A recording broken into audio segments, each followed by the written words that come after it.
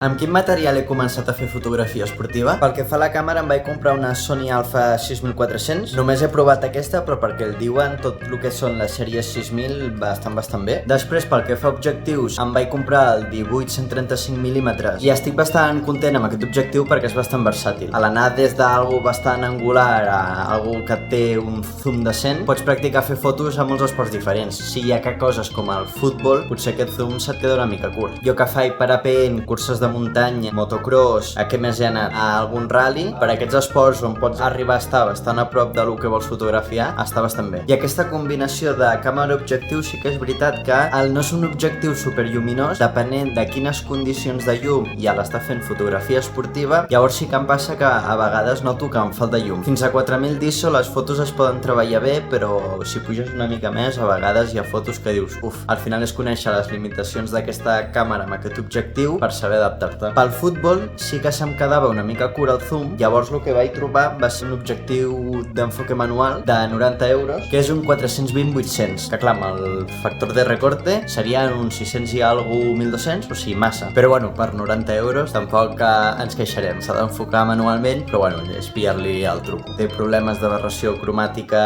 i és molt poc lluminós, f8, f16, després tinc aquest Sigma 30mm f1.4, que aquest no és meu, aquest me l'han deixat i l'he provat algun dia. A vegades li costa una mica enfocar, però no sé si és culpa d'aquest model o de l'objectiu en si, perquè no sé l'ús que li han donat i llavors no sé el desgast que té. Aquest objectiu de moment bé, sobretot en condicions de poca llum, un f1.4 és una barbaritat. Acostumat a que a la mínima que hi havia poca llum ja patir, amb aquest vaig sobrat. El que sí que és veritat que m'he d'acostumar a enfocar millor quan estic amb l'1.4 perquè és molt fàcil desenfocar coses que t'interessa tenir enfocades.